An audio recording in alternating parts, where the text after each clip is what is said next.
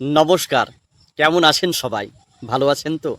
সকলে ঈশ্বরের অসীম কৃপায় ভালো থাকুন। স্রষ্টার আশীর্বাদে সকলের সুস্থতার জীবন আমি কামনা করছি।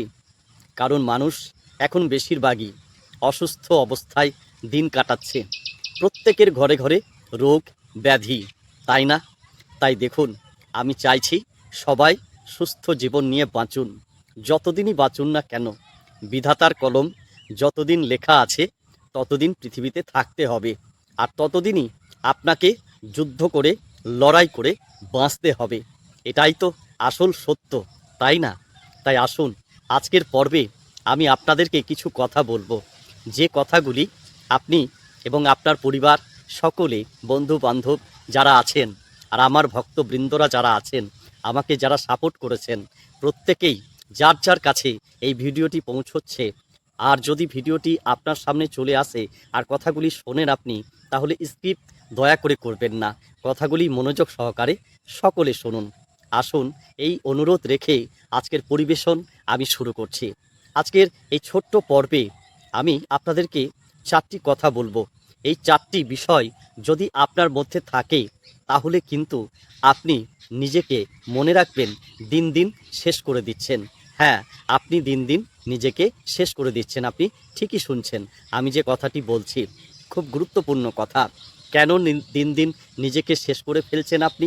কারণ কিছু আছে। এই 4টি বিষয় যদি আপনার মধ্যে থাকে, তাহলে আপনি নিশ্চয়ই নিজেকে শেষ করে ফেলছেন। তার আগে একটি ছোট্ট করে কথা বলে রাখি, আপনি জীবনে বেঁচে আছেন, কার জন্য বেঁচে আছেন? বেঁচে আছেন একমাত্র আপনার জন্য নয়। আপনি সবসময় বাঁচার চেষ্টা করছেন আপনার পরিবারের জন্য। হ্যাঁ, এটাই তো সত্য। পরিবারের জন্যই তো আপনি দিন রাত পরিশ্রম করছেন। এটাই তো বাস্তব কথা, তাই না? শুধু পুরুষ ব্যক্তিদের জন্য নয়, যারা আমার মায়েরা আছেন, মহিলা যারা, তারাও তো পরিবারের জন্য কষ্ট করছেন। হ্যাঁ, আপনি যদি বিবাহিত হন, আপনি নিশ্চয়ই কষ্ট করছেন। আপনি যদি অবিবাহিত হন, তবুও তো কষ্ট করছেন। আপনার পরিমাণে প্রত্যেকেই পরিবারের কথা চিন্তা করছেন। কিন্তু একটা আরও কথা বলি, ব্যতিক্রম কিছু কিছু ব্যক্তি আছে যারা নিজের সংসারের কথা কখনোই ভাবে না। তারা শুধুমাত্র ক্ষতি চায়, সংসারের ক্ষতি চায়। হ্যাঁ, অন্য পথে গিয়ে নিজের সংসারের ক্ষতি ডেকে নিয়ে আসে। তাই দয়া করে এই কাজগুলি করবেন না। সংসারের পাশে এসে দাঁড়ান। সংসার, আপনার পরিবারকে সাহায্য করুন। পরিবারের সদস্য যারা প্রত্যেকেই আছেন, প্রত্যেকেই উভয়কে সাহায্য করুন। তাহলে কিন্তু ভালোভাবে, সুস্থভাবে জীবনযাপন করতে পারবেন।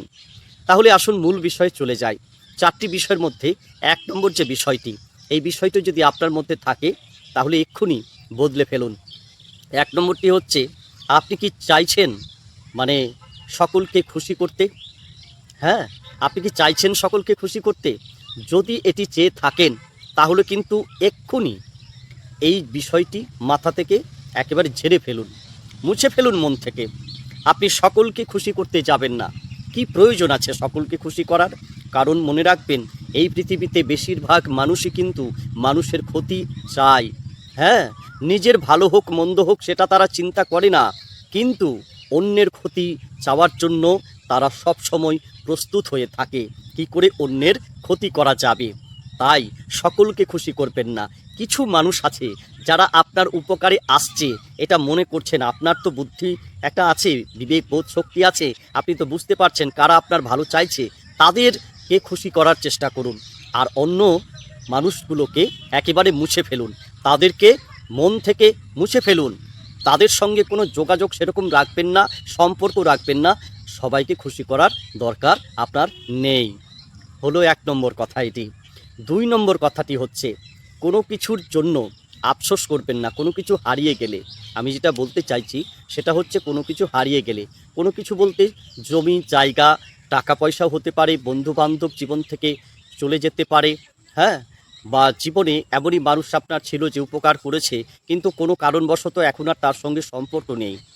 এই সমস্ত বিষয়ের জন্য আপনি কিন্তু দুঃখ করবেন না, আফসোস করবেন না। কারণ মনে রাখবেন, সব কিছু ফিরে আসে, কিন্তু আপনার নিজের মনোবল, নিজের বিশ্বাস, নিজের ধৈর্য একবার যদি আপনি হারিয়ে ফেলেন, তাহলে কিন্তু আপনি একটি জ্যান্ত লাশ হয়ে উঠবেন। হ্যাঁ, আপনি এইভাবে নিজেকে শেষ করে দেবেন না। তাই সব কিছুর জন্য আফসোস করবেন না। যেটা যাবার সেটাকে যেতে দিন, যেটা আসার সেটাকে ভালো করে গ্রহণ করুন। এবার ৩ নম্বর যে বিষয়টি বলি সেটি হচ্ছে, দেখুন, পৃথিবীতে আপনি চলাফেরা করছেন, কাজকর্ম করছেন ঠিকই, কিন্তু নিজের সিদ্ধান্ত নিজেই নিতে শিখুন। আপনার নিজের সিদ্ধান্তের জন্য অন্যের সাহায্য কখনোই চাইবেন না, অন্যের উপরে ডিপেন্ড করবেন না। যদি করেন তাহলে আপনার ক্ষতি আপনি নিজেই করবেন। এটি মনে রাখবেন। যদি এই অভ্যেসটি আপনার মধ্যে থাকে তাহলে এক্ষুনি এই অভ্যেসটি বদলে ফেলুন। এবার ৪ নম্বর যে বিষয়টি বলবো সে বিষয়টি হচ্ছে, কাউকে সহজে বিশ্বাস করবেন না। সহজে কাউকে বিশ্বাস করতে যাবেন না। যদি বিশ্বাস করেন তাহলে আপনি হয়তো জীবনে অনেক কিছু হারাতে পারেন। হ্যাঁ, আপনার সুখ, আপনার সমৃদ্ধি, আপনার ঐশ্বর্য, সকল কিছু কোনো না কোনো ব্যক্তি কেড়ে নিতে পারে। তাই সকলকে বিশ্বাস করার আগে বা যে কোনো ব্যক্তিকে বিশ্বাস করার আগে একবার নিজের ঠান্ডা মাথায় নিজেকে স্থির রেখে ভাবনা চিন্তা করবেন, এই মানুষটিকে আমি যে বিশ্বাস করছি, আমি প্রথমে আপনি যেই কাজটা করবেন, আগে মানুষের সঙ্গে চলবেন ভালো করে। চলতে ফিরতে মানুষকে বুঝতে পারবেন যে যে মানুষটা কেমন। তখন আপনি যদি প্রয়োজন হয় আপনার, তাহলে আপনি তাকে বিশ্বাস করুন।